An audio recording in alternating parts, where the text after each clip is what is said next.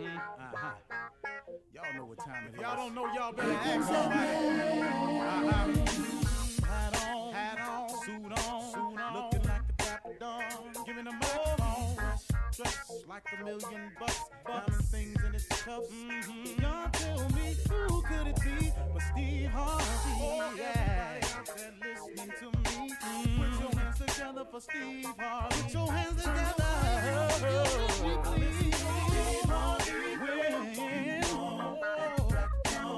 oh, listen, Steve Harvey, why don't you join me? Yeah. Steve Harvey, get on, y'all. Better give me some eggs while I listen to Steve Harvey. Yeah, wanna join in with me? If you're with me, help me say, turn your radio on. You gotta turn it on, yeah. Turn it on. Steve Harvey in the morning, y'all. So y'all can hear me on. Turn it up. Steve Harvey in the morning, y'all. Yeah. Turn your radio on. You gotta turn your radio on. Turn your radio on. You gotta turn it on.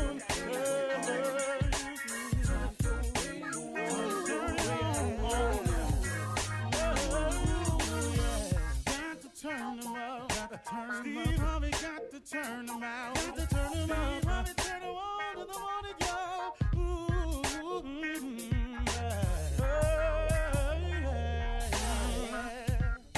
Come on, Steve. Come on. Do your thing, Big Daddy. I sure will. Good morning, everybody. You are listening to The Voice. Come on, dig me now. One and only, Steve Harvey. Got a radio show. Tickling me this morning. Steve Harvey got a radio show. Filled with nothing but joy and hope about it, too. You know, it's a great thing to be able to wake up in the morning with peace in your heart and joy. Peace and joy is immeasurable. It has a value attached to it, and I have no idea what it is. It's invaluable. It is worth so much more than any amount of money you can make. Peace and joy. I have not always had that.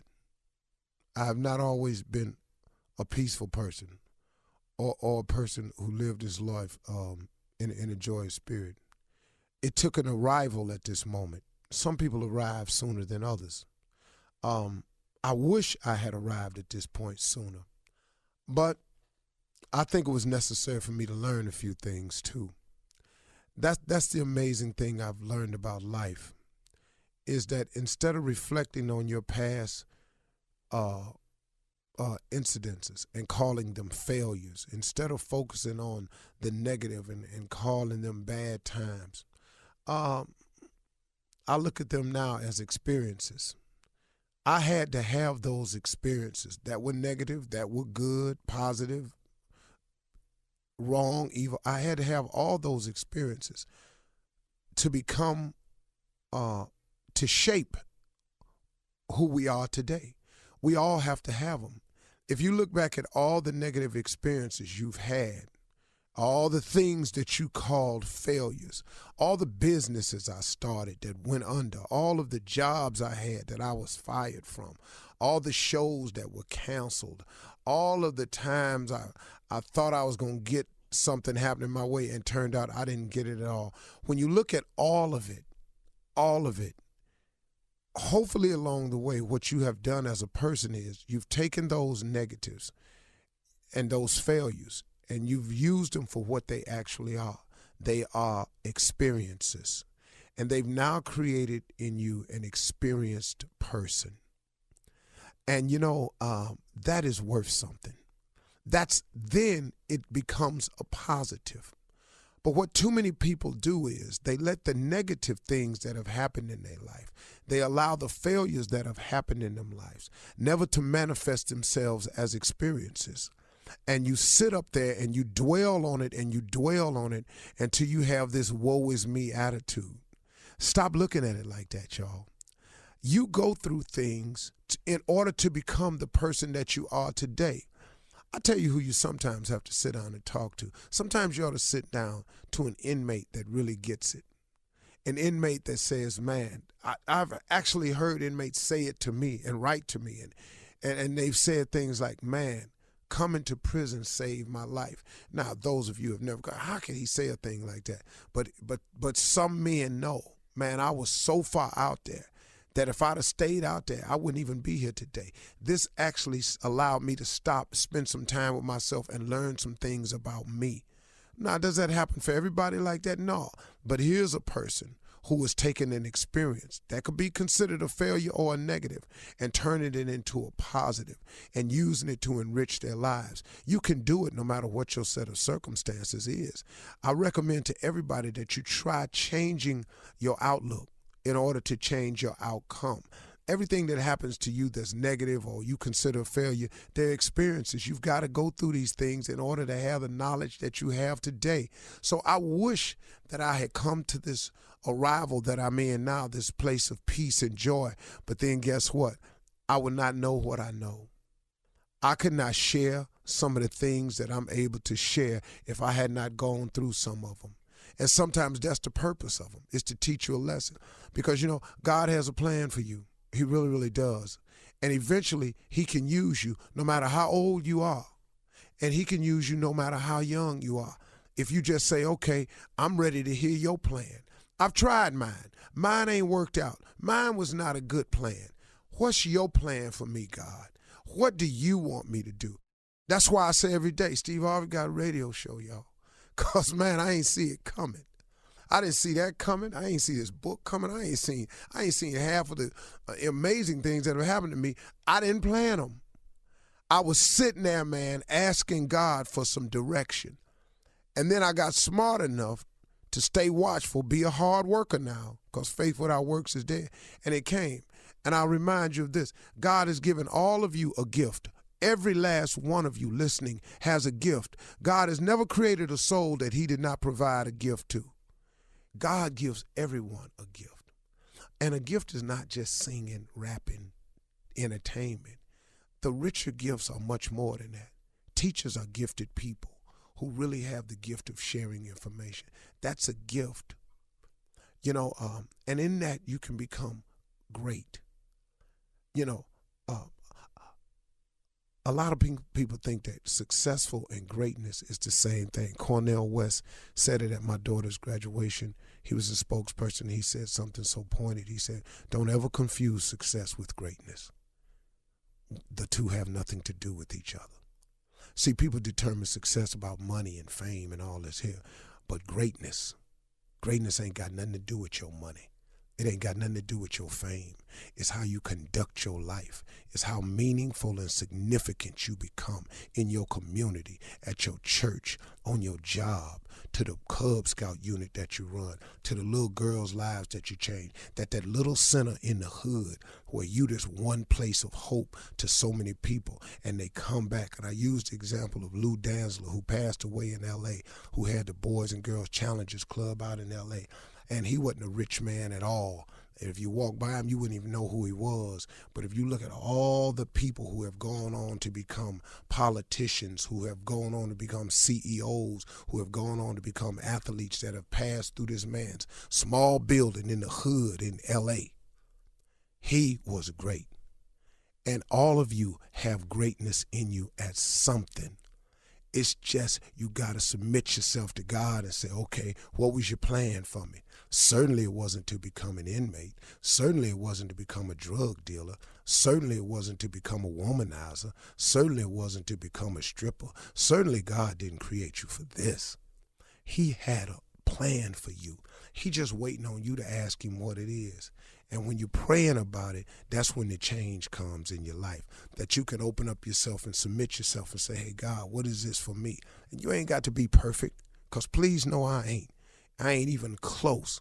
But guess what? What that got to do with you loving God and God loving you? Trust me, man, prayer changes things. I say it all the time. But when you see people become successful or great, there's somebody praying somewhere. May not even be them. Maybe it's their mama. I think of Tiger Woods and all the greatness he's accomplished. You know, they always talk about his father and all this here. Somebody somewhere praying for Tiger Woods. I got Cash Money riding on that. Tiger Woods' mom is a praying woman or something. My mother was. She prayed me into this place because she used to call me all the time, "I'm praying for you, boy." You know, wasn't no, you know, you can always come here and get yourself something to eat, and your daddy has said you can come in here, always need a place to sleep, you can come here. She was always praying for me, and prayer changes things. It really does. Try it today. It can change you. It has changed millions of people. Open up yourself to the greatness that's in you because God has given you a gift. Now, the fact that you ain't using it, who fault you think that is? I'm just telling you, you got one. And if you start praying about it, it'll manifest itself. And you can become one or two things, successful or great, or both. You can make the decision today. You're listening to the Steve Harvey Morning Show. Ladies and gentlemen, boys and girls, may I have your undivided attention, please? As I do every day, I ask for this because we need it. This is the Steve Harvey Morning Show. It starts kind of like this every day, but then sometimes I flip the script because I just feel like it. This is the one format that offers me the freedom where people can get more of an insight of what Steve Harvey really thinks. This is not Family Feud. This is not Little Big Shots. This is not the daytime talk show that has me in a bubble. You get a closer view of how I really am. Ladies and gentlemen, this here is me. Thank you. Shirley Strawberry. Hey, what realness, what's happening? 100, what's happening? Carla Farrell.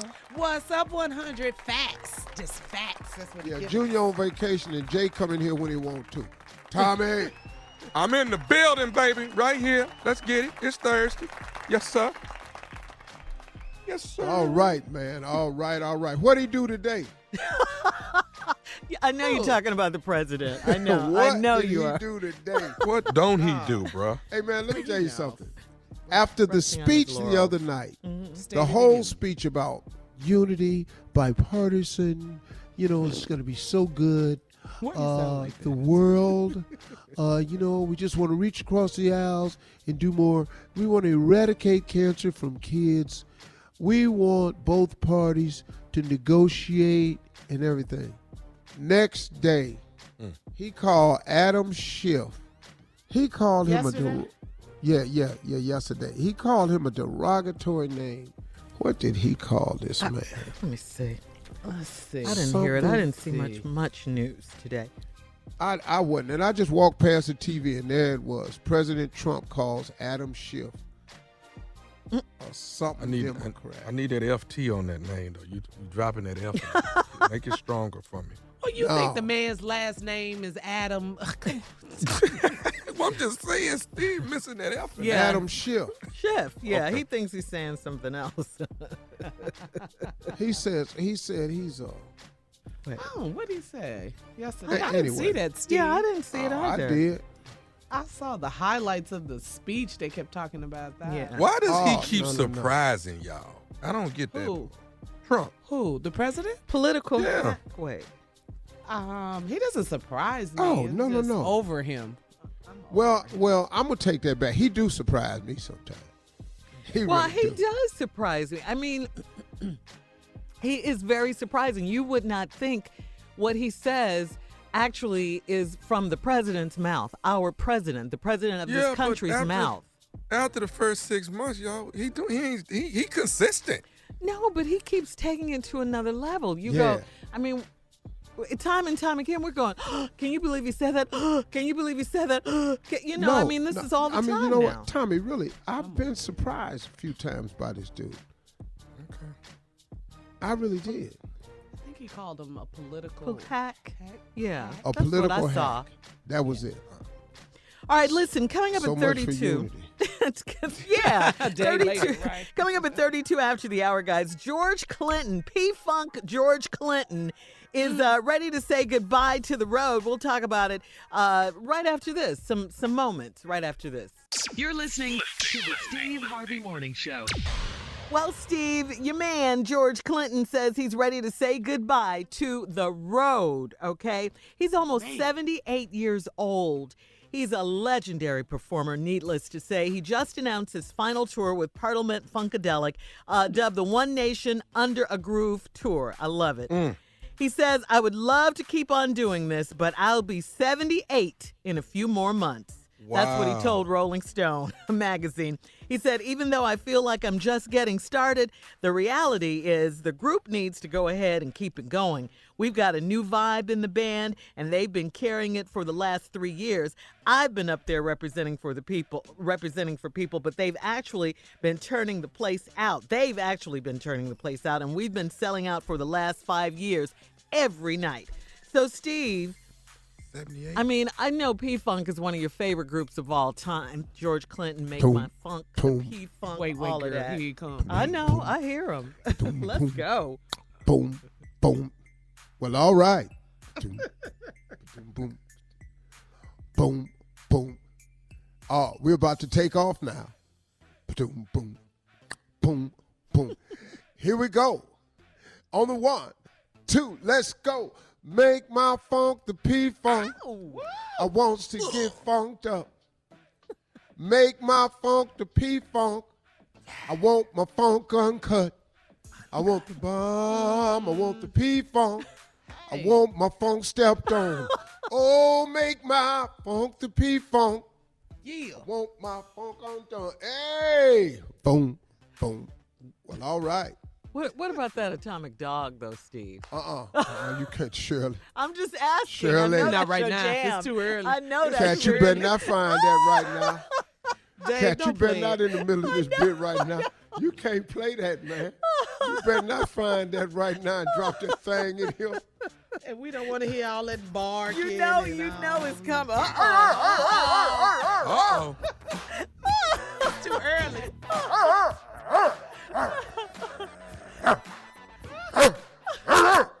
Now, if you tell me you wore a diaper to the concert, I'm done. Nah, hell no.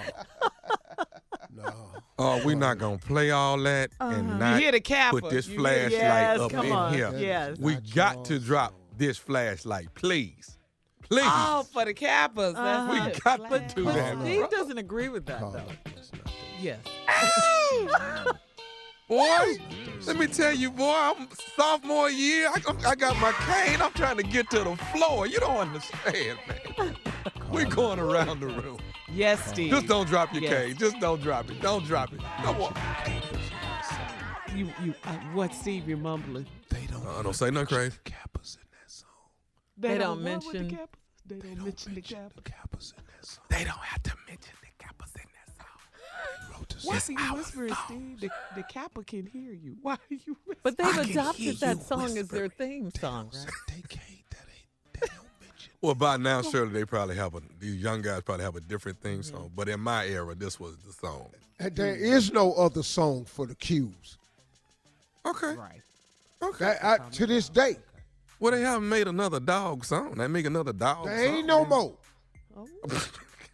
That will forever go down. Okay. Yippee-yay, yippee-yay. Okay. All right. And they wrote it for me. He always gets This is mad. a story about a dog, a famous dog, a rhythmic dog, atomic dog. I didn't even know that was for me, and then I messed around and got famous. Oh. This is a story about a dog, That's you. famous dog, rhythmic dog, atomic dog.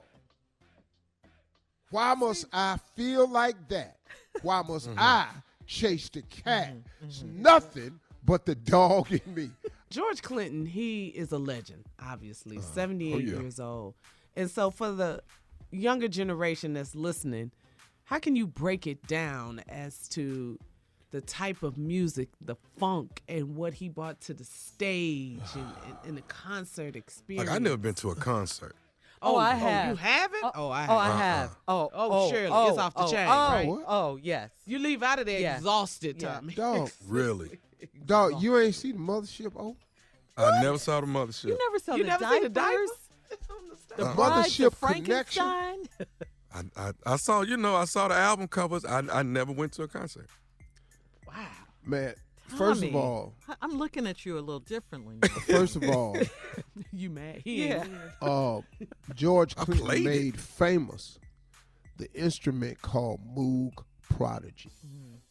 Okay. The Moog Prodigy. It looked like a guitar, but it was a keyboard. But he set it down, and it had a bend wheel on it. He made it famous in a lot of his songs. Aqua Boogie. This Moog Prodigy was different sound. They created a funk sound. They were the creators of funk.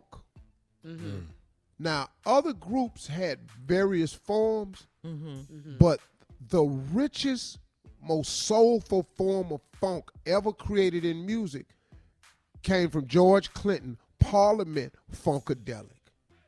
They lived it too. They did. It was almost rock and roll to funk, but they took all the rock and roll and turned it into rock and soul funk. And it was ugly, man. I like that. I like And that they had explanation. boys playing with them that was doggone nasty. Maceo, damn Boosie Collins. They had people back there, man, could play instruments. And Parliament Funkadelic, man, created a funk in the 70s that was never been matched. And you can't know what they were until you saw that. But if you listen to their albums, it was all over there. It was such a new, contorted sense of funk. Lord Jesus. Yes, Knee George deep, Clinton. baby. You need That's deep. my God, favorite help me. song, Knee Deep. That's Knee my Deep. favorite from them. All right, coming up next, it is the man who's never seen Parliament Funkadelic live. Loser. Yeah. This little boy. He even named a prank after one of their songs, Aqua Boogie. Run that prank back. Coming up with the nephew right after this. Can't believe you, Neff. You're listening to the Steve Harvey Morning Show. Coming up at the top of the hour in entertainment news, we're going to tell you about Motown 60, and the Oscars are still hostless. All right, nephew, what you got for us with your prank? Shirley, brother needs some help with this child support. You understand what I'm saying? No, I don't. Brother needs some help with this child support. I ain't asking Get for another much. job. You were talking to a single parent for a long time. I do not understand. You have no tolerance. I'm Still not asking for much. Damn help. You better not ask me to help. Boy. Take a listen. Brother needs some help with this child support. Here it Whatever. is. Hello? Hello, am I speaking to Darius? This is me. Who is this? Hey, Darius, my name is Lewis, man. Lewis, I work at Tech up there with you. We met when your first week at the job we met, man. My name is Lewis. I work on the third floor. You'll know me when you see me. You say Lewis? Yeah, Lewis. No, I don't remember no Lewis, man. You know, I met a lot of people on that, that first day, the first week. I'm just really getting acclimatized to the whole situation, bro. I feel you. kind of remember. It's all good. Don't even worry about it, man. Let me ask you this here, though. How long you been with us now, man? Man, about a strong month, man. I'm really enjoying it, man. Just really getting the swing and getting the hang of everything. So, man, I'm just really enjoying it. It's a great company, man. I'm just happy to be a part of something bigger than myself. You know what I mean? So, yeah, man. Hey, well, you know what, man? We got to get you out, man, because, all the brothers, man, we get together and hang out on certain nights. We once a month, we might get out on the Thursday, man. So you got to come hang out with us, man. We got to get you out. Yeah, man. Okay. Yeah.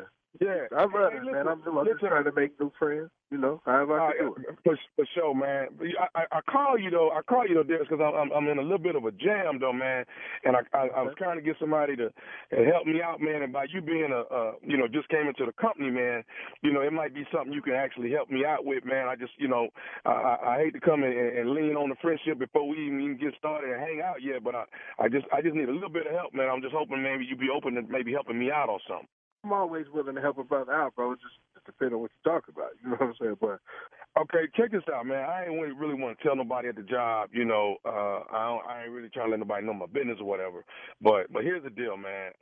Dude, I done got myself in a serious jam, man. I got a baby on the way, man. And I got a baby thing, on the man. That's great, man. That's a great thing. No, dog. Listen, man. Listen. Just hear me out, though. There, I got a baby on the way, but this ain't from my wife, man. You see what I'm saying? Yeah. So I'm and the baby due like in the next 6 weeks, the baby probably gonna be here. But check us out. Oh, You come man. But check us out. Here's what I was trying to see if you could do for me, man. Is it any way because I know you just now you probably ain't even got your second check yet. You know what I'm saying? Nah, man. Wait a minute. Wait a minute. But is there any way, man, that you might maybe like claim this baby for me on your where they take the child support out of your check? If they take the child support out of your check, but no, listen to me though. They take the child support out of your check, but I'm gonna give it back to you. I just don't want my wife to find out. You see what I'm saying? Man, what? Wait. Hold on, man. You mean you asking me about money out my check? No, but I'm gonna give it back to you every 2 weeks when you get your check. I'm gonna give it back. Man, you gotta be out your damn mind, man. I don't even know you, man. What the man? I got a wife and kids of my own. You out your man? Listen, man. But Darren, listen to me, man. Damn fool, man. Who you got a human resource gonna take some money out my check? I wish somebody would take some money out my check. I got a friend in human resources. You got your damn mind, man. Some money out my check for some you did? Man, I got my own kids to take care of. There's money coming out my own damn check for my own kids. You tell me what's wrong with you, man? How you get my damn number anyway, man? Oh, no, I got your number from one of the guys at the job, man. We're one of the what guys, man? I don't know, man. What guys, man? You on the phone talking this man, talking about we got an hang out, man. We got an hang out, man. I ain't never some bullshit. You can hit me with this bullshit you're talking about now, man. Hey, I bet you this. I bet you right now a red stick better come out my damn check, man. Are we gonna have surprise? What's your name again? Who are you? My name Lewis. Lewis who? Lewis who? My name Lewis. Lewis. I don't know no Lewis, man. Ain't no Lewis is where I work at, man. No, man. We met the first couple of days you got there, man. Hey, like man, I'm Lewis, man. Who is this somebody around talking about taking money out my check, man? And, no, all I'm saying, dog, I'm going to give you the money back. All I'm saying is, dog, I better not touch my money. I'm telling you that right now. Or we going to have some problems. Hey, Lewis, how you spell it? Lewis, man, Louis, dog. Hey, let me tell you something. I bet not see no Lewis in the morning. I bet you that. I bet not see no Lewis in the morning. And who else got a human resource play with my money? Man, y'all crazy, man. Trying to have my wife kill me? I'm just trying to get you to look out for me, man. I don't want my wife to find this stuff out, dog. That's all I'm trying to get you to look out for. Who gonna look out for me, man? Who gonna look out for me and my kids, man, taking money out my check? Dog, just, can you at least maybe take 24 hours, just think about it? Man, it ain't nothing to think about, man, when it comes to my money, man. Shut your damn man. I tell you what, Louis, you gonna be there tomorrow morning? Yeah, I'm not tomorrow, but I mean, what? Okay. I mean, you about to have these white folks see me perform. You gonna have them see some I guarantee you, these white folks, I'm gonna be on the damn news about y'all playing with my damn money. So, hey, you gonna have me show my and I ain't been on the job that long, but I tell you what, I'm gonna lose that somebody playing with my money. I guarantee you that. I guarantee you. But hey, let me ask you this, man. Do you think Dwayne would have done this for me? Do you think your cousin Dwayne? Do you think he would have? Think he would have cut for me? My cousin? What the my cousin got to do with this, dog? What? Let me tell you what Dwayne got to do with this. Dwayne is the one that put me up to call you. This is nephew Tommy from the Steve Harvey Morning Show. You just got pranked by your cousin Dwayne. Man. Who you say this? Wait, who is this? This is nephew Tommy from the Steve Harvey Morning Show. Your cousin Dwayne got me to prank phone call you, brother. I mean, man. Hey, man. Too damn early, man. To be talking about my money gets crazy, man. You know, I ain't got my second check yet, man. Y'all ain't trying to get money out of it. Yeah, Tommy. Tommy, boy, you keep playing around. Somebody gonna whoop your man. You know you too old for this, man. Before we go, tell me this. What is the baddest, and I mean the baddest radio show in the land? The Steve Harvey Morning Show. I had to tell you something. We all been there. Need a little help with your support. You know what I'm No, saying? we haven't. Don't put us off. Nope. No, we haven't. All right, coming up, we're going to tell you about Motown 60, and the Oscars still have no host. Coming up right after this.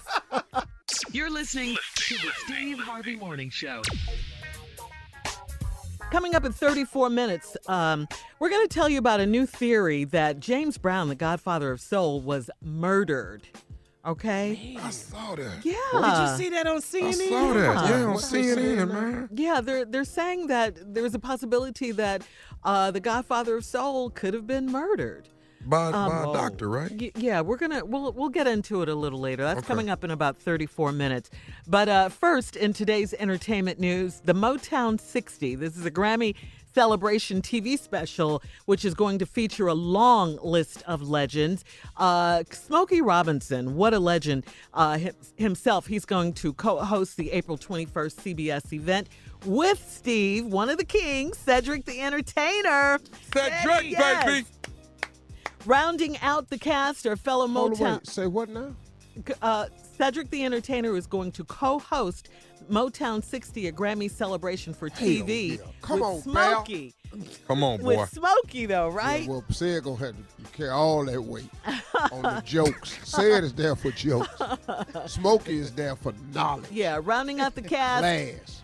Stevie Wonder, Thelma Houston, Martha Reeves, Valerie Simpson, Boys to Men, and the one and only, the diva of all divas, Miss Diana Ross. I know that's Love her, Oh, love her, love her, love her. If they can do anything close to what they did in on 25, remember 25? Oh, yes.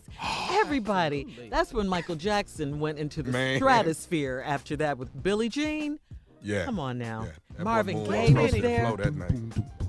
That boy Motown moonwalked 25 was the greatest music special in the history of music. Yes. Of all time. Motown Of 25 all was time. greater than any Grammys we've ever seen. Yes. Michael Jackson and the Jacksons' performance was the greatest. The greatest, Yes. two greatest Grammy performances I've ever seen. Michael Jackson at the Grammys. I think it was the Grammys. One year he did Smooth Criminal. His sister Janet stood up and was just crying and clapping. And then when Michael Jackson did Man in the Mirror with the choir behind him at the Grammys. The next greatest Grammy performance I ever saw, Kendrick Lamar. Oh. Yeah. Kid you Oh, not. yeah. Kendrick, Oh, yes. Kendrick Lamar's was performance great. at the Grammys the other year was one after Michael Jackson. Yeah. I've never seen nothing greater than that. Wow. With you when you're right now. And I called him and told him that, man. Oh, what did he say? You didn't even tell us. What did he say? Oh man, man. Be it's an humble. honor. Oh yeah, he was a good brother, man. Be He humble. he man, I'm calling my grandmama, man. Steve Harvey called me. Man. That has to be something special for the young guys out there now to get love from you, Steve. I'm I sure. mean, you know, man, the ones that's respectful. You know, everybody's not respectful, and I get that. You know, I mean, here's the deal though with me as a man. You don't have to like me. You really don't. Respect, though. But you do have to respect me though, and you should respect me. And because I respect everybody's body of work. I respect everybody's existence in this world. I respect you. You may not be my dude, you know, we ain't hanging or nothing like that, but it's a lot of people I don't hang with that I respect. Well, let me say this, though. All y'all that's calling him uncle, I'm going to let that slide, okay? You hate I'm going to that. let that slide. But y'all do have y'all own damn uncles in y'all family, though. Y'all do. Why y'all ain't hollering at them? I'm just saying. Get they're your not own Steve. uncle, man. Damn. Wait, I'm upset though. Did you not say Otis Williams, The Temptations? Did I not? Ain't nobody coming to see you, nobody Otis. come see you, Ain't Otis. nobody come see you. Nobody come see you. That's my movie. All right, listen, we got to go to Miss Ann, Steve. Let's go. Ladies and gentlemen, Miss Ann Tripp. Much, everybody. Good morning, everybody. This is Ann Tripp, and I've got the news. President Trump says that ISIS has lost nearly all of its territory, the territory that they once controlled. It should be formally announced sometime, probably next week, that we will have 100% of the caliphate, but I want to wait for the official word. I don't want to say it too early. But, of course, he just did. The president's pulling U.S. troops out of Syria. You know that. However, Secretary of State Mike Pompeo says ISIS remains a menace, so that the others and other states, other countries need to try to step in and try to stabilize that region. Defense Secretary Jim Mattis, you may remember, quit over the pullout decision because he reportedly thought the move was too premature. Virginia's governor, the lieutenant governor, and its attorney general, all Democrats, all facing allegations of misconduct right now. The controversy began with revelations of a racist picture on the page of the governor's medical school yearbook. There were calls for him to step down. He hasn't done it so far. And those calls, by the way, came from those in his own party. Then the lieutenant governor, who would have been next, who would succeed him and who is black, was accused of sexually assaulting a woman now several years ago. And now the attorney general, who would have been third in line, also a Democrat, admitting that he once wore blackface to a Halloween party back in the day. Now, the woman accusing the lieutenant governor, Justin Fairfax, is a professor of politics in California. Her name is Vanessa Tyson. Was saying her name because she's come out with her own name. She's saying her name. She says Fairfax assaulted her in 2004 when they were both attending the Democratic National Convention. Ms. Tyson says consensual kissing ended in a forcible sex act. Lieutenant Governor Fairfax put his own statement out. He calls Tyson's allegations surprising and hurtful, but adds that it's nevertheless important to, quote, listen to women when they come forward with allegations of sexual assault or harassment. Both sides have lawyered up there. And meanwhile, Alabama's attorney general, get this, refusing to prosecute the white cop who shot and killed a young black man who was legally armed and trying to stop a crime. An Army veteran who the white officer just assumed was the suspect in a shooting in a Birmingham shopping mall. The prosecutor's office found that the police officer was reacting to a perceived threat. He says the victim, Emantic Bradford Jr., was working security at the mall. He chased two shooters down, had one of them on the ground. He had a licensed gun. He was holding it for the police. Witnesses say the local cop comes and shoots Bradford without asking him to put his gun down or anything. Attorney Benjamin Crump says Emantic Bradford's only crime was being black. Actor Liam Neeson's latest flick, Pursuit, comes out today, but the scheduled star-studded red carpet for its opening has been canceled because of his recent statements. Today is National Lame Duck Day. It is. Now back to the Steve Harvey Morning Show. You're listening to the Steve Harvey Morning Show. Does Virginia have any high-ranking officials who deserve to be in office? State Attorney General Mike Herring has admitted that he, too, once wore blackface. What? What in the world? Who said this? State Attorney General Mark Herring. He's admitted that he, too, once wore blackface. What is going on in Virginia? In the damn city. Who is selling all this shoe polish, though? That's what I want. Who is selling all this? They gonna mess around and have to close Virginia Legislative House. There ain't gonna be nobody up there. Steve, what did the governor say about that shoe polish, though, one more time? He said, listen to me, you know, when I did Michael Jackson, I only put a little bit under each eye because everybody knows how hard it is to get black shoe polish off your face. No, we don't.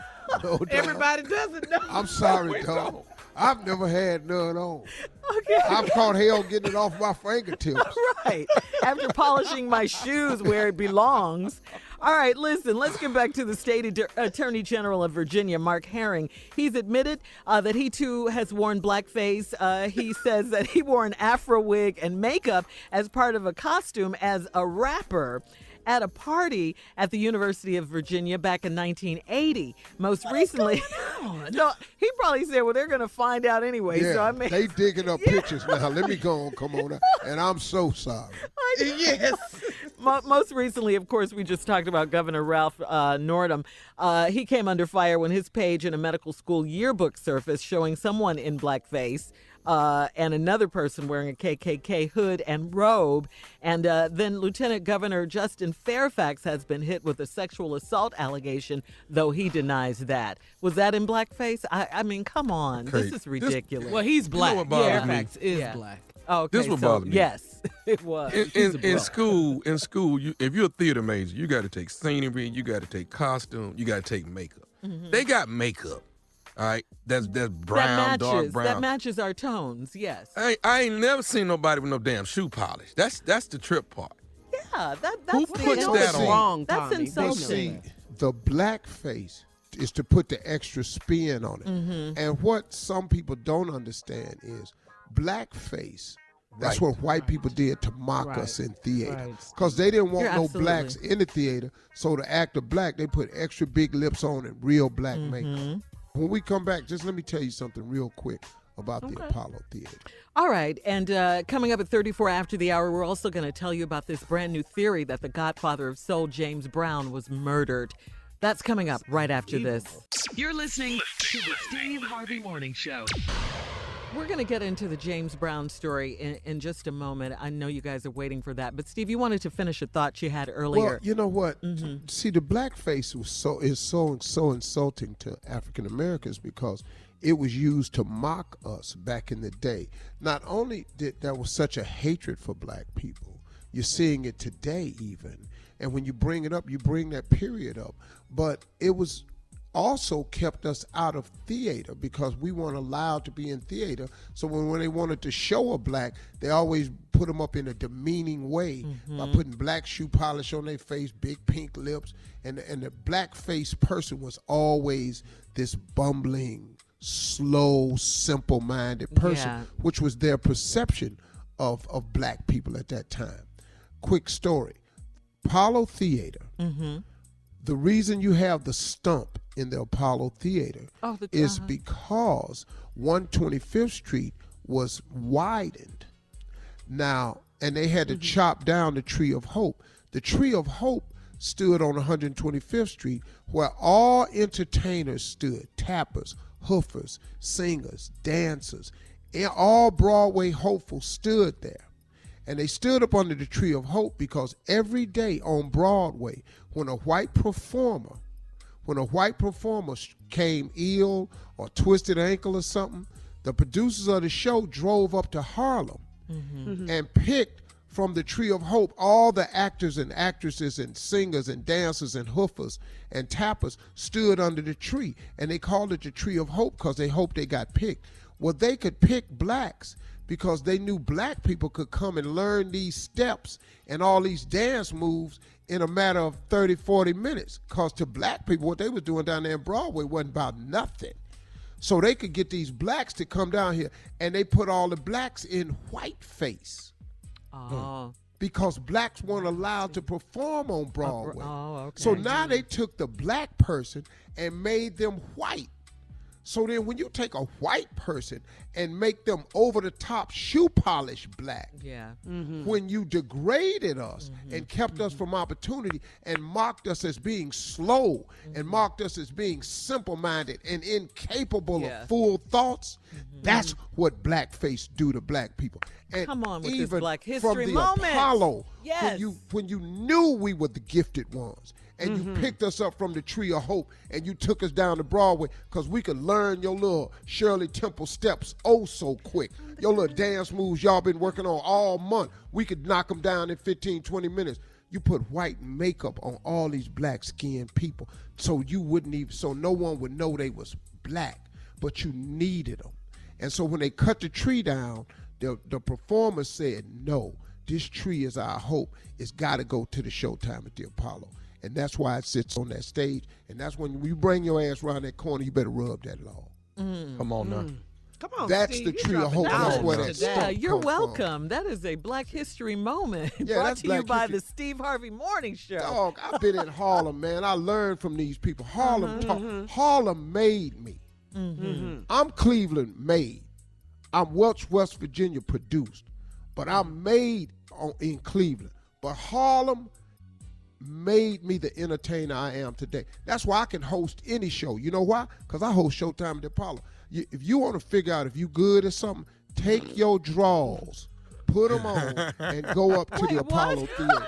Take your drawers, put them on, and go up to the Apollo Theater. You finna find out how good you are. Bruno Mars did his special from the Apollo Theater because his father told him. You think you all that, boy, until you go to the Apollo Theater. Wow. Bruno Daddy told him that.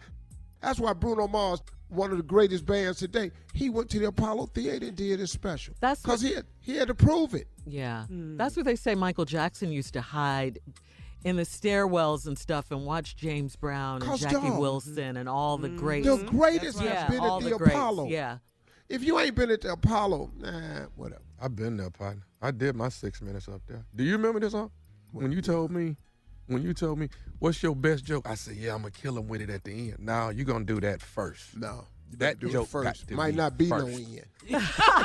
All right. Are you up there waiting? Coming up, it's the nephew with the prank phone call for today, right after this. You're listening to the Steve Harvey Morning Show. Coming up at the top of the hour, about 4 minutes after the hour, it's my strawberry letter for today. Subject, my ex-wife ran off my fiance. My ex-wife ran my fiance off, okay? Wow. Yeah, wait till you hear this letter. Tried guys. That almost happened to me. What? Why is every letter voice, outside voice. But why is every letter always about him? I'd have had a hell of a life. I'm sick of these letters. Right now, it's your nephew's turn, Uncle Steve. He's here with today's prank phone call. What you got, Neff? Brand spanking new, Shirley. Here it is. Problem at the valet. Problem at the valet.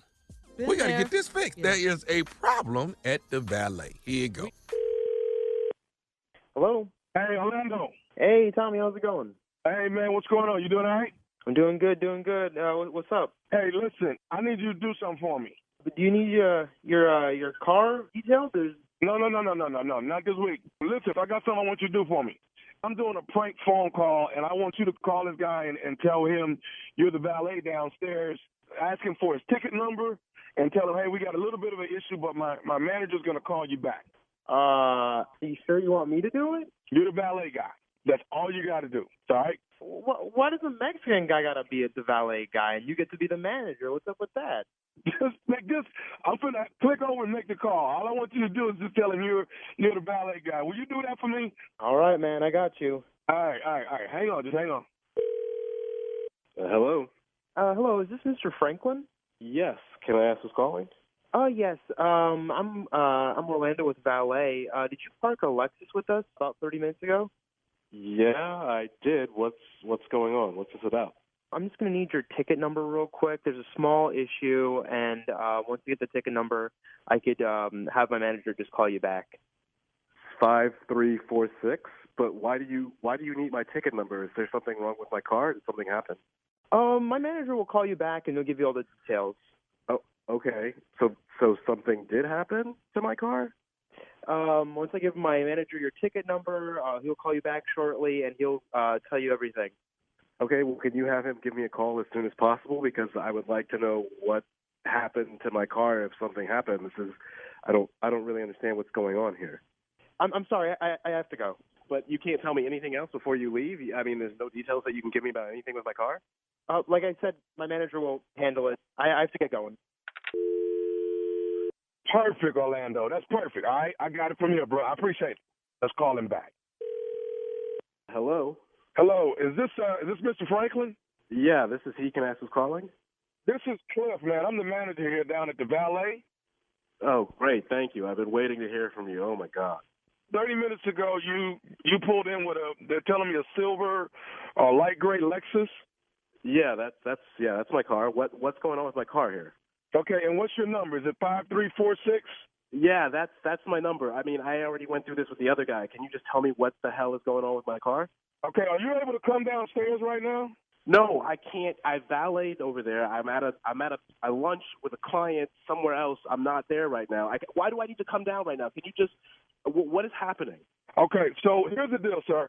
We have one of the valet workers here has gotten mad and he left.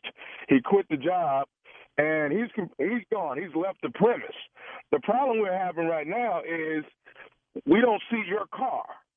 What do you mean you don't see it? What? I'm sorry. What? Okay. Wow. All right. So my car is gone? My car is gone. Is that what you're telling me right now? Somebody quit your company and took my car? Well, hang on. We're looking on every floor, and we're trying to figure out if it got parked somewhere else. But he's gone, and we're that's why we called to get your number on there. Parked somewhere else, man? What the do you mean? Do I have a car or not? Did my car get stolen? How many floors do you have? How long does it take? I just bought that car. That is a brand new car, and now it's just vanished. Are you kidding me right now? Well, hold on. I understand. Let me ask you something. Is there a way Is there a way maybe you can come by tomorrow and we can try to work something out and just see if, you know? No, there is no way I'm coming by tomorrow for a car that's missing today. First of all, we need to get the police involved in this. I don't even know why. Wait, slow down. Mr. Franklin. Police right now. Mr. Franklin, we don't want to get the police involved in this. Who is we? Because I damn sure want to get the police involved. So who is we? I'm just saying, listen, I don't want to lose my job because we lost the car. If you just give me some time to find the car, that's all I want you to do is give me some time. Let me go by this guy's house where he lives and see if the car is there. You should already be in a car driving your ass to this man's house talking to me right now, okay? The fact that you're not there is malpractice. I'm calling the police. I'm suing the building owner. I'm suing the manager. I'm suing the who made the valet box. I'm suing everybody affiliated with your business. Do you understand me right now? Okay, but listen, Mr. Franklin, why are you upset with me? I didn't do nothing. I didn't take the car. Okay? Why am I upset with you? Why are you responsible for this parking lot? Are you a manager? What is your occupation, sir? What do you do? I'm the manager here, and Orlando called you earlier, okay? And we're trying to find out where the car is. We are. I don't really feel like it. You don't even want the police involved, man. You're not trying to find You're trying to cover your right now. I'm mad at Orlando. I'm mad at you. I'm mad at your company. I'm mad at the man who put the damn asphalt down in the parking lot. I'm mad at everybody right now, okay, Cliff? Okay, but calm down. Okay, but let me ask you this here. Are you mad at your wife? What is the matter with my wife? My wife didn't steal my damn car. Ain't your wife named Carrie? How the hell you know my wife's name? You know how I know your wife's name? Because your wife got me to call you. This is Nephew Tommy from the Steve Harvey Morning Show. Oh, damn. Franklin, you just got pranked, baby. Oh, damn. Oh, boy, we're going to marriage counselor for this one. This is... you had your boy. She said he just bought this car. He loves this car. He outside sitting in it when he ain't going nowhere. Wow, I can't believe it, man. It's always the closest people. It's all. You know, I tell you what. I tell you who is not getting to ride in this car for a long time. She know what her name is. She know what her name is. Hey man, tell me this. What is the baddest? I'm talking about the baddest radio show in the land. It's the Steve Harvey Morning Show, baby. Oh, my God. That right there, that's when you're pranking, baby. That's when you pranking. My blood pressure is up on that one, nephew. Lord. Tomorrow. Yes. Tomorrow. You won't bring police into this. I'm like, Did you play tomorrow? yeah. Oh, man. Somebody got to do it. Hey, next week, get ready. Killeen, Texas. The nephew is coming to town. I will be there Valentine's night. That is February 14th. And I will also be there the 15th and the 16th. Tickets are on sale right now. You heard me. I said it, Killeen, Texas. The nephew is coming to town. Twice as funny comedy club. All right? I'm coming. Right after that, West Palm Beach, Florida. Here we go, baby. Once again, Friday, Saturday, and Sunday. That's the 22nd, 23rd, and 24th. Nephew Tommy, the fool is on the way. You haven't cussed anybody out this year yet? Hell yeah. I'm working. I'm still working with me. Okay, I'm working with Don't me. trip. Okay? He ain't through with you. No, He ain't really. through with me yet. He's working with what? He's doing what? He working with me. He's just. You need to work with them W's, okay? All right. Thank you, nephew. Coming up next, the Strawberry Letter. Subject, my ex-wife ran my fiance off. Wait till you guys hear this unbelievable letter. My ex-wife ran my fiance off. Now, Steve said this has happened to him because he's had a heck of a life. Right. Damn deal. You're listening to the Steve Harvey Morning Show.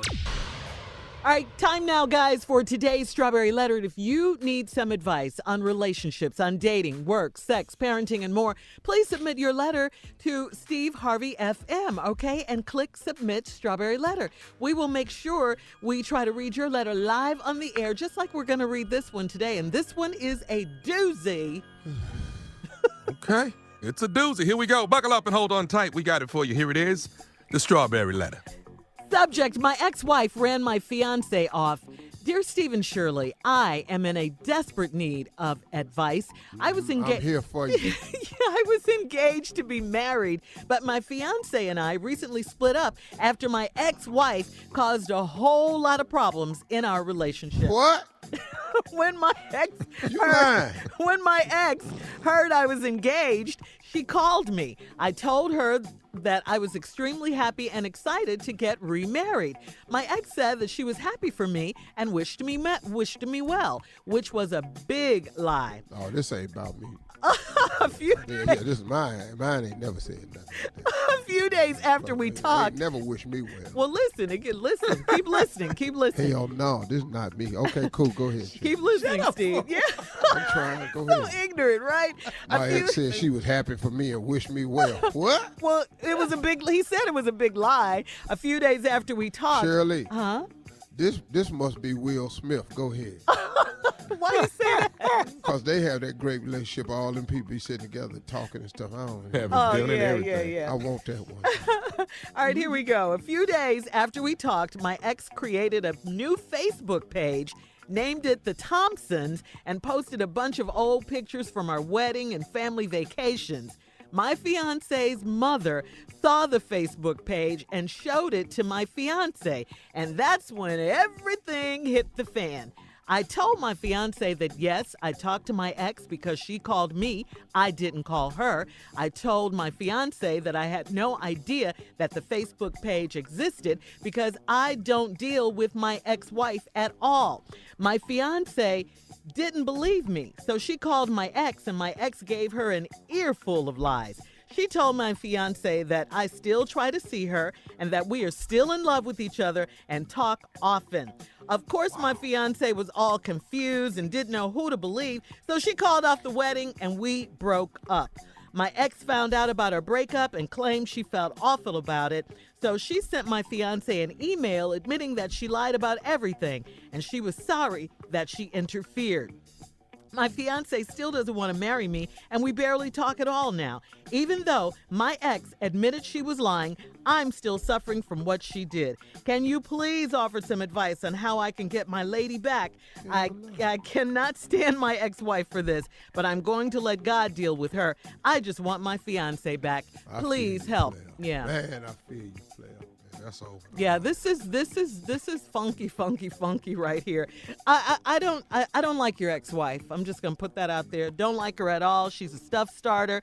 She's a very negative person. She doesn't care who she hurts. Yeah. You know what I mean. She doesn't care how many lives she destroys, how many lies she tells. She doesn't care. She's cagey, she's tricky, all of that. It's just so wrong on so many levels what she did. And you're right. I'm going to go with you when you say you're going to let God deal with her, because it's not really about her. It's not really about her. He'll never do what I want him to do. It's not about your ex. This is about your most recent ex, your ex-fiance, because there was a problem in your relationship. There had to be some kind of problem on her part that you didn't know about in your relationship. A trust issue. How can she let this ex just come out of nowhere, do all this stuff, make her doubt you, okay, and do all these things and believe this woman over you? And you guys are making wedding plans here, okay? Yeah, she can be confused, but to just throw it all away over what she said, the woman gave her an email and said she was lying, but she doesn't know what to believe. I don't know if you're going to ever get this woman back. I really don't, because the trust is broken on her part. She doesn't trust you because your ex did so much damage. And, you know, I mean, I'm sure you've done everything a man could do to prove to her that this is not true. You told her you didn't talk to her. You don't call her. You told her that. You told her the ex called you. You told her all that. She wasn't buying any of it. I guess there was too much evidence that she saw with the Facebook page and the pictures and all of that. The problem, I think, is with your most recent ex-fiance, excuse me, and not trusting you, and not knowing what to believe, and not wanting to go further in this relationship. Steve? Shirley, I agree with you 100%. I think you've hit it spot on. Yeah, he in trouble. Well, good. Yeah, he is. Yeah, 'cause yeah, he washed up. He on the banks. He a fish that done got washed up on shore, and it's low tide. He just sitting in the sun Just cooking. flapping. He need this water back in desperately, cause he dying. Yeah. He loved this girl. Shirley is really spot on. This is the straw that broke the camel's back. You all have had trust issues before. This was the one thing she couldn't take. What your ex did was devastating because your ex formed a Facebook page called The Thompsons. Here's your problem. The girl mama found out about it. Say it one more time. The Steve. girl mama found out about it. See, old people on Facebook. See, if she'd have done it on Vine, Instagram, Snapchat, never would have come to light. But you put it on Facebook, that's where old ass people at. So her mama found it. This is the basis of all your troubles because her mama didn't just show it to you. Her mama has showed it to everybody. And it caused you so much embarrassment and humiliation, caused your ex that she can't face the crowd. So now your question is, what do I do? When we come back, I got it for you. But in the words of Marvin Gaye's song to his ex-wife Janet, you were my wife, my flower, my hopes, my dreams. And for you to understand what this means, I shall explain. I withstood all your jealousies, yes, and your too.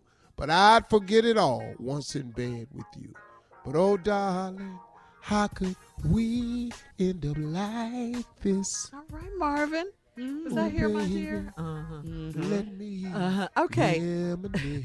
All right, as Steve sings us out of this this letter right here, we'll be back with his second response at 23 after the hour. Subject, my ex ran off my fiance. We'll be right back.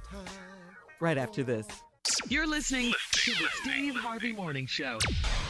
All right, Steve, please, let's recap today's Strawberry Letter and get to your response. Subject, my ex-wife ran my fiance off. This dude's ex-wife, he found out that he was engaged, called him and told me that she was happy and excited for me. And my ex said she was happy for me and wished me well. He said, which was a big lie. A few days later, we talked. My ex, a few days after we talked, his ex-wife created a brand new Facebook page and called it The Thompsons and posted a bunch of old pics of their wedding and family vacation. Ooh, that's terrible. Then this dude's fiance's mama saw the Facebook page, showed it to my fiance, his damn mama. See her damn mama in it.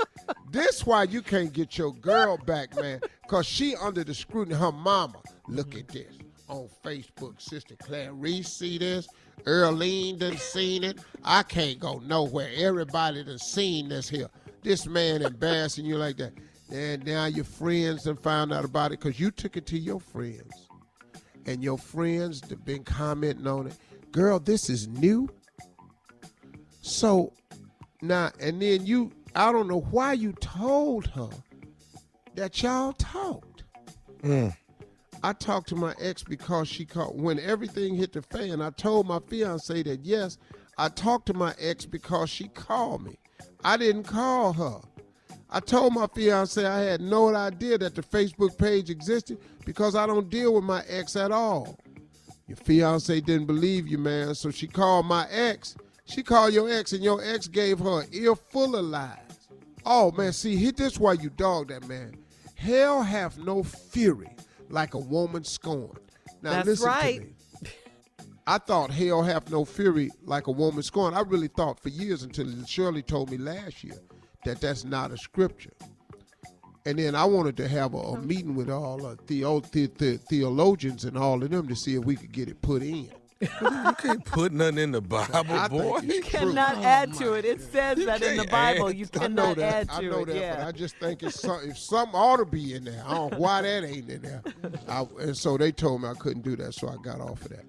So she told your ex-wife, said that y'all still in love, that you try to see her. See, here's the key.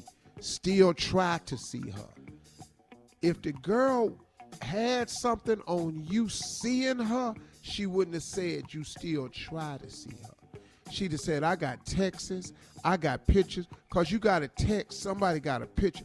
You got to have phone records. They don't have that on you, dog. She lied and said, I still try to see her, and that we still in love with each other, and we talk often. Where the phone records? Of course, my fiance was all confused and didn't know who to believe, so she called off the wedding, and we broke up. She broke up because of that phone call and her damn mama. No. Wait, what? Her damn mama. You mad at mama. Mammy all over. Mammy. How did she go from she mama ain't to letting mammy? it go. Now you over there trying to explain and she's standing behind her daughter with her arms folded. With her lips perched. Yeah. She been trying to protect her baby. She trying to protect her daughter. Of course, my fiance and my ex found out about our breakup and claimed she felt awful about it. So she sent my fiance an email admitting that she lied about everything and she was sorry that she interfered. My fiance still don't want to marry me and we barely talk at all now. See, that's crazy, man. Yeah, she broke that Now, up. even though my ex admitted she was lying, I'm still suffering from what she did. Can you please offer some advice so I can get my lady back? I cannot stand my ex-wife for this, but I'm going to let God deal with her. I just want my fiance back. All right, dog, here you go. First of all, I want you to take this notion to her. If she said you've tried to see her, what's prevented her from seeing her? If she say y'all still in love with each other, your ex would see you, but she didn't. Also, man, phone records exist. Pull up your phone records, man, and show you ain't had no conversations with this woman. So wait. Nothing extensive. So, excuse me, Steve, you're saying he needs proof to show if he has to physical come evidence. Okay. Hey, dog, we trying to get your girl back. Okay. She gonna love the fact that you worked this hard to research. Okay. See, a 30-second phone call, you can't arrange nothing in 30 seconds. That's, hey, what you doing? Hey, look, I ain't got time. I want to talk to you. Click. See, a lot of times they In call there. and you play it off. You understand? So you got to get your phone records. And then where the text messages? And you can't arrange nothing no more on the low without texting. You can't do it, dog. So get your records and get to texting. Now, once you do that, you got to present your case. Hey, man, you got to get on your stomach. And crawl. Even though you didn't do nothing wrong, you want your girl back. Now, here's what young dudes don't like to do. I don't know how old you are, but you got some kind of sense because you said, I'm going to let God deal with that. So you got some kind of sense. You got to get to your girl, and you got to refresh her memory.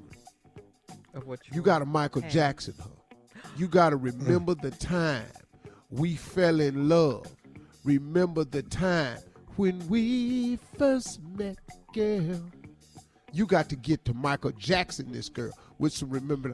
On the phone, on the beach, F-Dog, you and me. What about? Yeah, roll that tongue. You got to get there, boy. Well, I'm just going to throw a little something in it. Okay, what? Provided she hasn't moved on already. Oh, no, she ain't. That fast, Shirley? No. Hey, men do it. You said that earlier No. on another She strawberry moved letter on. somewhere else. No, fiance, she ain't did that. Not yet. Okay. Not yet. Plus, when women get hurt like that, they be a little bit, I've heard you guys say the best way to get over someone is to get under someone else. I've heard that on this show. You don't repeat what we say. You don't do that. From the guys. We're repeating what Tell we her, say. Tommy. While so what he's you saying? collecting Do all as this, I do, do as I say, Right. not as I do. Is that what y'all saying? while he's collecting what I all this said. evidence, she's out. All right, guys, we got to get out of here. You can email us or Instagram us your thoughts on today's Strawberry Letter at Steve Harvey FM. Coming up in about 10 minutes, we're going to tell you about this new mystery surrounding the death of James Brown, the godfather of soul. Was he murdered? We'll talk about it right after this. You're listening to the Steve Harvey Morning Show. All right, boy, this story right here hit everybody, I think, in the gut. Now, you remember when James Brown died back in 2006 in December. I think it was right before Christmas or on Christmas Day. His official cause of death was said to be congestive heart failure, resulting in complications from pneumonia. But it seems a lot of people just don't believe that. They're not buying that. In fact, a brand new CNN investigation reveals that at least 13 people suspect foul play in connection with the Godfather of Soul's death. Nearly 140 people were interviewed for the CNN investigation, with over a dozen people calling for either a criminal investigation into his death or for an autopsy to be done on his exhumed body. And these aren't just fans questioning his cause of death. Dr. Marvin Crawford, who signed Mr. Brown's death certificate, now says he has doubts that James Brown died from natural causes and actually thinks he may have overdosed. Actually, he can't say whether it was. Well, what did he sign the death certificate for?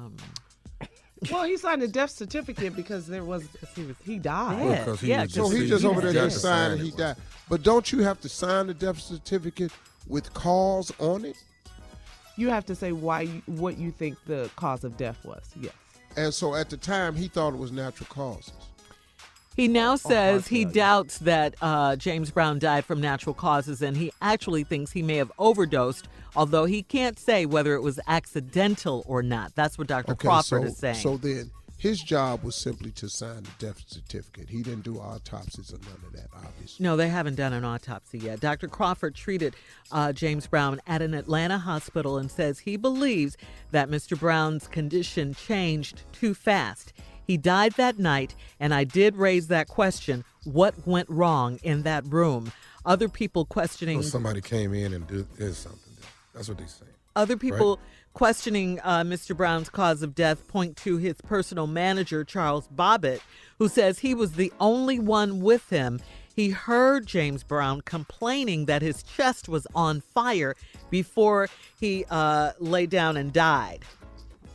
Wow. The police never opened a criminal investigation when Mr. Brown died back in 2006, nor did they perform an autopsy at the request of his family. Now, if you want more details on this story, you can go to CNN.com. This is 13 years later. Yeah, right? This is sad. So I'm sitting here and I'm thinking, after 13 years, why is this just not coming out?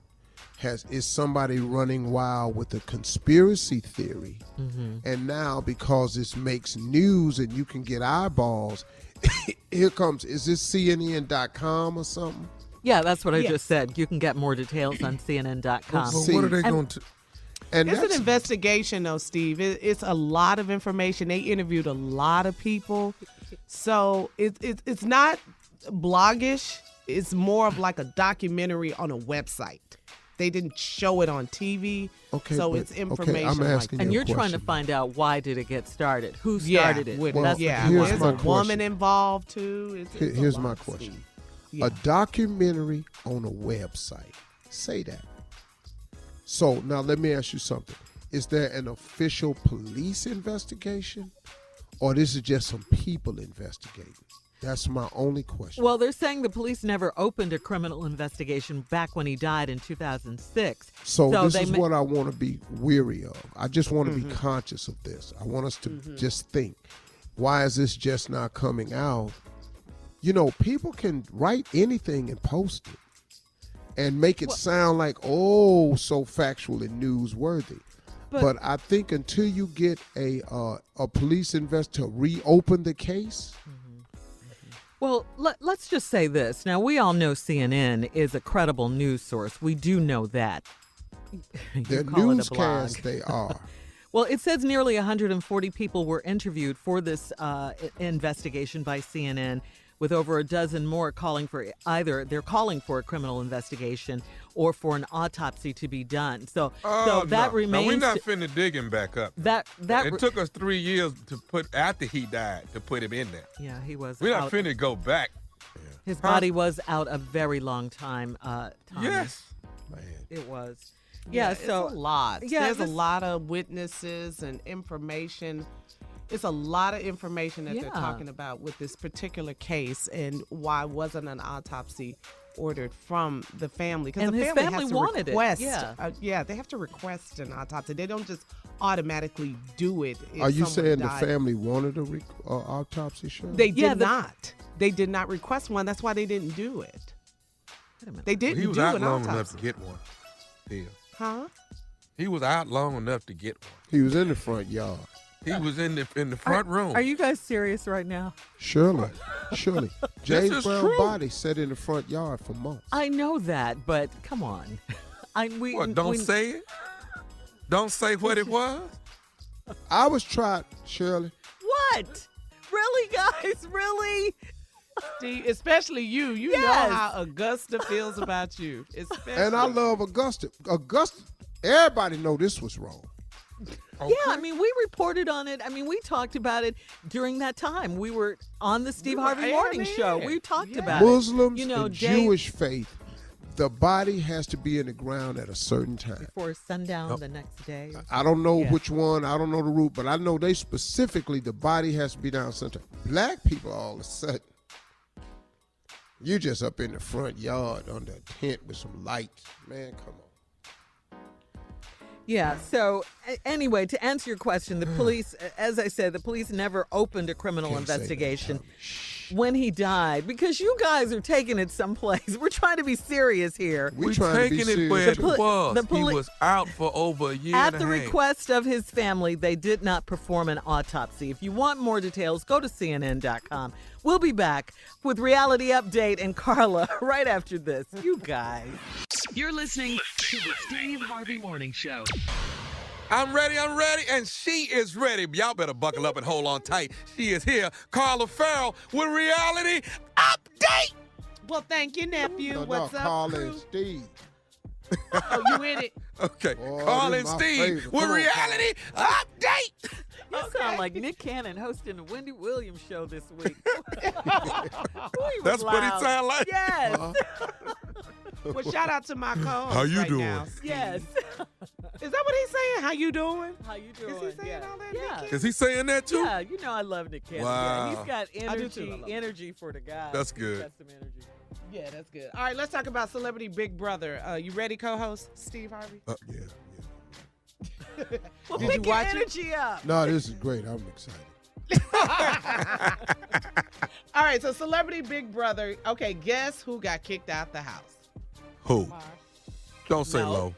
Lolo? No, not Tamar. What's his name? Kato? Trina. Kato Kaelin. Oh, Kato. Kato gone? Why was Kato He get is kicked out of gone. every house he in. What you say, Steve? What you say? Why he always at somebody's house?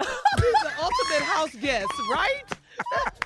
Man, Kato, it's the He couldn't live in a begging pool house. He couldn't live in a dude pool. ain't ever got nowhere his own. That is the funniest thing you have said.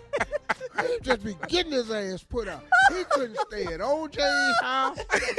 He couldn't stay at the Kardashians' house. Stupid, Steve. He out of Big Brother. They put That's his real ass talk. off of Survivor. He put his ass off of Islands. He can't stay nowhere. He ain't never been on no show. Why did he get kicked out, Carla? Well, here's the thing. You know, Because he don't stay there. What is his profession, Carla? don't know. I guess media personality. Wait, what? Listen, Steve. He's a renter. He ought to be the spokesperson for Airbnb. He be at everybody's damn house. Oh my God, that's a great idea. I'm telling you, I hope man. he's my God. listening. Now Because that He might be nobody listening, need a yeah. place to stay worse than him. Where does he live? Oh, that's hilarious. Go ahead. Oh, that's funny. All right, That come is on, so That's Carla. funny. Okay, so here's the deal. Kato Kaelin, in the Celebrity Big Brother in the house, they all try to make these alliances so they can kind of like all stick together. So it was Kato, comedian Tom Green and Lolo. And they get the strongest out, right? Tamar. That's what Yeah, you said. that's what you should do if you're smart about it. But Okay. guess who got some strategy and he's just really kind of playing all of them, real slick with it. I have no idea. Former NFL star Ricky Williams. Ricky is slick. Oh, is he? Yes, he's very slick. I like Ricky. Ricky he'll go to one group and talk to him, and then he go to another group. What they said. Such Tricky and such Ricky, and such. I like Ricky it. campaigning around. He lobbying. Yeah. So they looking like, dang, tricking you. He don't care. He's playing a game. He's smart with it. So anyway, long story short, Kato Kalin, he's out the house, and then they had to do this head of household challenge, and it was a haunted house. So the house guests had to make their way through this haunted house to find a set of keys in the fastest time. Well, guess who didn't do the challenge at all? That damn Kato, because he don't know where the key is to nothing. He didn't have to do it. He was exempted. But guess who didn't do it? Who? Tamar. There you go, nephew. Oh, man. No, she didn't do it. She said, I don't do haunted houses. I don't do no Halloween. I don't do clowns. I don't do snakes, which I don't Baltimore. Did she have that hair rag on? Girl. I don't do caterpillars. I don't She ain't wore do them shades no birds. more, has she, Carla? What'd you say? Whatever them glasses or whatever that was over her eyes. Those futuristic glasses when she got into that Back it with to Lolo. the Future thing. Yeah. Yeah, she didn't wear those, but pretty much she threw in the towel. She didn't do the challenge. So, but they had this little twist to the game. Well, the viewers got to kind of like be a publicist, if you will, for the celebrity and get to choose which celebrity they would like to save from getting voted out. And guess who the publicist, which is us, the American people, the viewers, guess who we voted to save? Save Tamar. Tamar. Yeah. They gonna win the whole damn thing. Because like you said last week, Steve. Yes, you are absolutely correct. So there you have it. So I think the season finale is coming up maybe tonight or next week, but I know they got a special show coming on Big Brother, Celebrity Big Brother tonight, so I'm going to be watching and I'll update you. But where's Kato going to stay tonight? Kato is at an Airbnb as Steve, my co-host. That is so funny. That is so funny. And we have to say, Steve, your girl, Real Housewives of Atlanta star Cynthia Bailey. I lost my train of thought. Listen to this. She ran into who she thought was New England Patriots quarterback Tom Brady in Atlanta in the lobby of the St. Regis Hotel. This was so funny. She took a selfie with this unknown man, and she talked about the experience of meeting Tom Brady on the red carpet. Then she posted the picture, and then she texted her boyfriend. You know, he's a sportscaster, Mike Hill, and you know that, Steve. You kind of hooked them up. Put them together. And yeah. So she's telling her man that she met Tom Brady, and he's like, who is that? And she was like, that's Tom Brady. He's like, that ain't no Tom Brady. Did you post that? She had all that posted Just on like Twitter. Marjorie. What? Just like Marjorie. Marjorie don't know nothing about no damn sports. Just had a little Patriot hat on, just hollering. I saw that at the game. I took my other daughter to the Super Bowl. Morgan at the Super Bowl with a Rams jersey on. Yeah. When Goff threw that interception in the fourth quarter and the Patriots intercepted it, Morgan jumped up just hollering, yes! I said, sit your ass down. Put that Ram jersey on, holler. The Patriots just intercepted. That wasn't a good play for your team. And shout out to Morgan. I talked to her the other day. She said she had a good time. So there you go. There you go. Reality update. Some of the reality stars, they were all kicking it in Atlanta this past weekend for the Super Bowl. And we'll be back, at 20 after the hour. Hit me up at Lips by Carla so we can keep talking about this socially. All reality show. We'll have more of the Steve Harvey Morning Show coming up right after this. You're listening to the Steve Harvey Morning Show. All right, Tommy, did you have something you wanted to ask your uncle? I do. I got to, because I don't know if Uncle has heard about this. So, Uncle, brace yourself. Are you ready? Yeah, I'm listening. The Lakers, okay? Yeah. The Lakers have reportedly offered 8 players, including, check this out now, Lonzo Ball, Kyle Kuzma, Brandon Ingram, 2 first-round picks, expiring contracts, and offered to take Solomon Hill's toxic contract off their hands. All of this for Anthony Davis and the Pelicans. Yeah. But the Pelicans said thanks, but no thanks. What? Yeah. They not letting him go, dog. See, the Pelicans is trying to be pimps. But the Pelicans is going to mess around and get played. They're going to get played. Because, see, One more time, Mark. Check this out. Lonzo Ball, Kyle Kuzma, Brandon Ingram, 2 first-round picks, all right? Expiring contracts offered to take Solomon Hill's toxic contract off their hands. Take that away from you. All we want is Anthony Davis. Now, with the 2 picks and all that talent, yeah, they could have a squad. Mm-hmm. They could have a squad. Can I ask? But for one player? Yeah. For a lot right there. For really, can I say this, y'all, and this going to throw you? For currently, probably the best basketball player on the planet with the most upside and tenure left to play.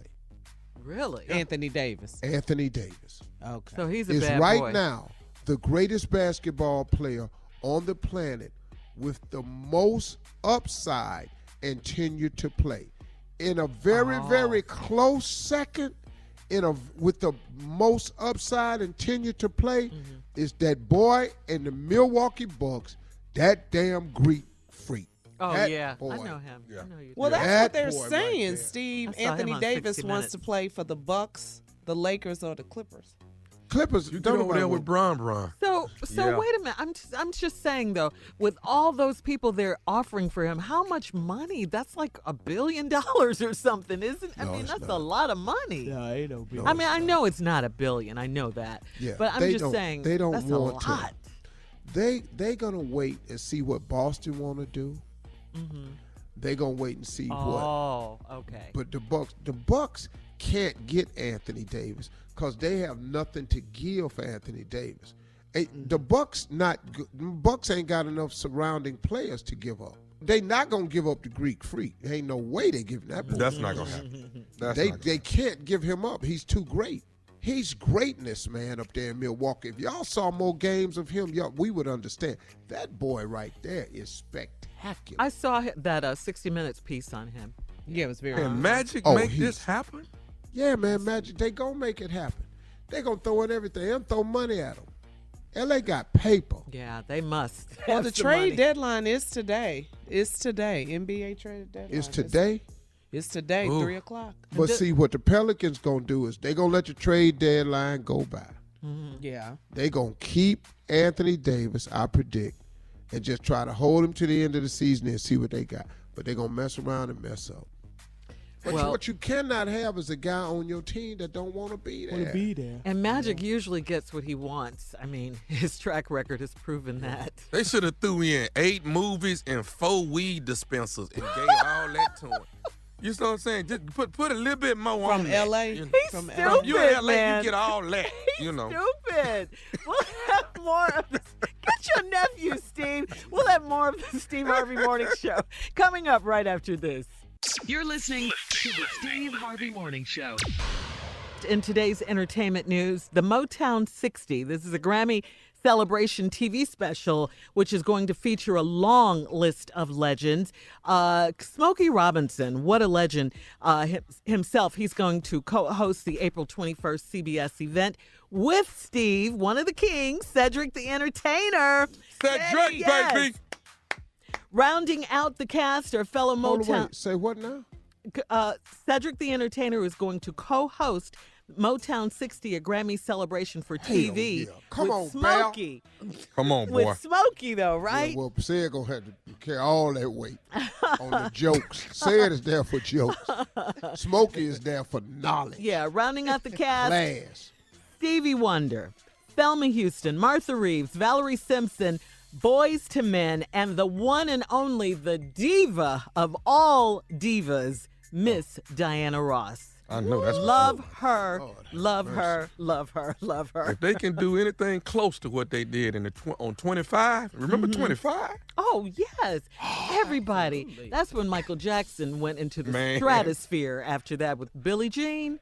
Yeah. Come on now. Yeah. That boy Marvin moonwalked Gaye across was the there. floor that night. Boom, boom, boom, boom, boom. boy moonwalked Motown across 25 was the greatest music special in the history of music. Yes. I Motown Of 25 all was time. greater than any Grammys we've ever seen. Yes. Michael Jackson and the Jacksons' performance was the greatest. The greatest, Yes. 2 greatest Grammy performances I've ever seen.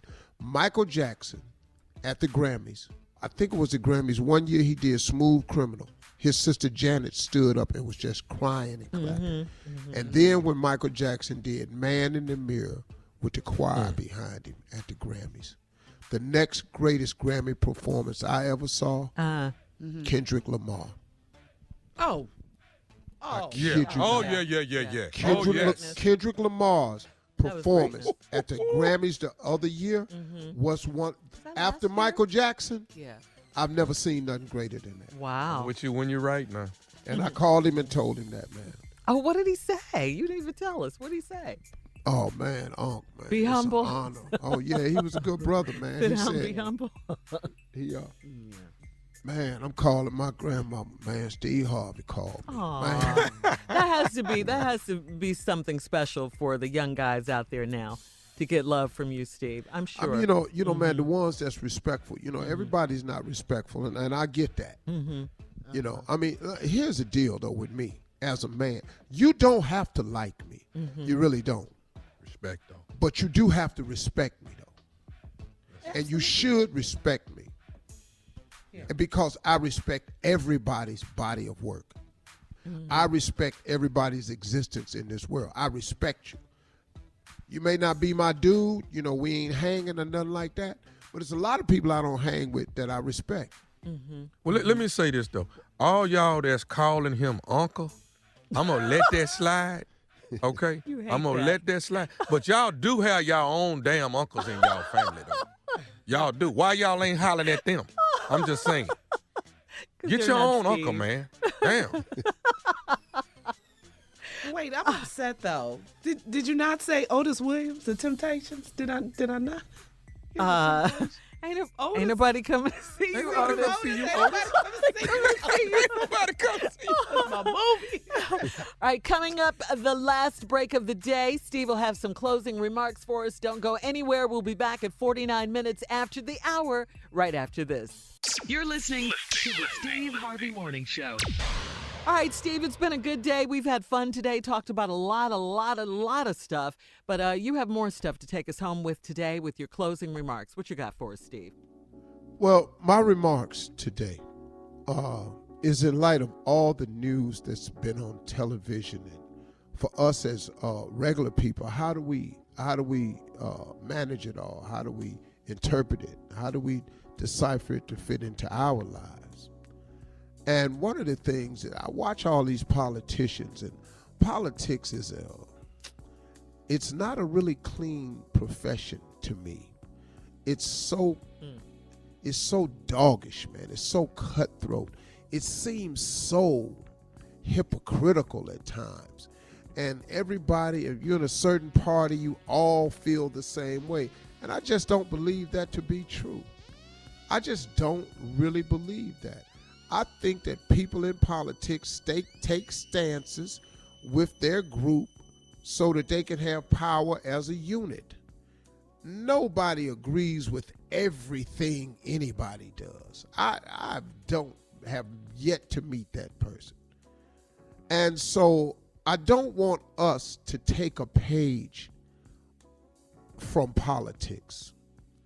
And I'm talking about forgiveness, you know, this whole thing about they going in people's past and they holding them accountable for it. I want us to remember something. Remember when you were little and you were taught the Lord's Prayer? And there's a line in it that says, forgive us our trespasses as we forgive those who trespass against us. The other version is, forgive us our debts as we forgive our debtors. I was taught to believe that what that meant was when you say, God, forgive us our trespasses as we forgive those who trespass against us. I was taught by my mother, who was a Sunday school teacher, that meant that we are going to trespass. She said, son, you are going to cross a line of where you're not supposed to go, be, do, or see. And you are going to cross that line. You are going to have to ask God for forgiveness for those trespasses. For all the times, little Stevie, that you will cross that line into territories and things that you're just not supposed to do. So when you go to God and you ask God for forgiveness of those trespasses, The next line says, as we forgive those who trespass against us. So God holds us accountable. This is what my mother taught me. You may have a whole nother interpretation. That's you. I'm just telling you. So she said, when people do you wrong and cross your line, the way you forgive them is the way God is going to forgive you. She said that's what that line means. She said, so if you want to ask God for forgiveness, you're going to have to be more forgiving. She said you can't hold grudges and you can't hold people to their mistakes and ask God to forgive you for your mistakes. She said that's what that line in that prayer means, and you say that every night because you're going to do a lot of wrong. And Lord have mercy, was she right about that.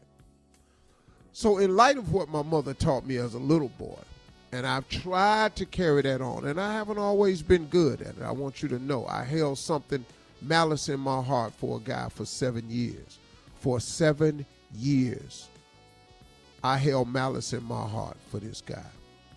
Probably not that long, but I think it was about 7 as I remember, give or take a few. But I had to one day forgive him. And I learned on the day that I let it go, the relief that I felt. And as I've grown older, I've learned that forgiveness is not for the other person. See, you sitting up in here, I ain't going to ever forgive him. I'm not going to ever let them off the hook. What they did to me, I'm going to make them pay. So now what it caused me to do was, it caused me to have to put thought and energy into that. Every time I heard his name, every time I heard he was over here, over there, every time something happened, man, I had to conjure up his name and what I was going to do when I saw it. Bishop Jakes told me, not forgiving a person is like you drinking the poison, waiting on them to die. So what I'm saying, all of this is to say this. We need to be forgiving as people. We need to understand that the past transgressions of people, who are we to hold people accountable to that? That's the amazing thing. Who are we? You ever heard the phrase, people who live in glass houses shouldn't throw stones? You know, so I'm sitting up here going, all of us are going to be in need, are currently in need, or will need, or have needed God's forgiveness. But we can't seem to muster up none for nobody else. So I keep hearing my mama all the time, forgive us our trespasses, and we forgive those who trespass against us. I want us to not take a page from politics, because politics has political reasons for bringing up a person's past. They want a seat in a house. They want to try to get control of this state, and they keep bringing up stuff from people's past to bury them currently. That's a dangerous slope we've got on. So for those of us that's not in that business, stay out of that business. Be forgiving, because you too are going to need forgiveness one day. And God is going to forgive you the same way you forgive others. So we all need to be a little bit careful. Just think about that in your day-to-day, okay? Just wanted to say that to you today. That's what I wanted to say today, so I said it. Drop Here you go, boy. Drop it, Steve. Okay. Yeah, that was Drop good. it like it's hot. Everyone should forgive. You're absolutely right. I'm telling you, man, it serves no Second purpose, chances. man. Yeah. I don't ever want to go back in y'all's past and bring something up and say y'all ain't no more good now.